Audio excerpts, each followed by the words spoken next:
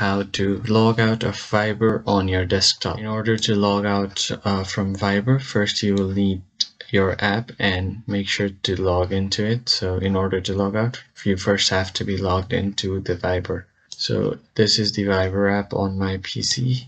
In order to log out, there is no specific option to log out directly from this account, but you can deactivate it to temporarily log out of Viber. So let's see how you can do that. First, tap on these three dots, go to settings, and from here go to privacy and security.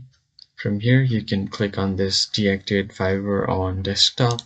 And once you do that, you simply click on deactivate. This will not deactivate your Viber from any other device on your that you're logged into. So if you have Viber on your phone, it will not be logged out of your phone. Only your PC's Viber account will be logged out. So that's how you log out of Viber on PC desktop.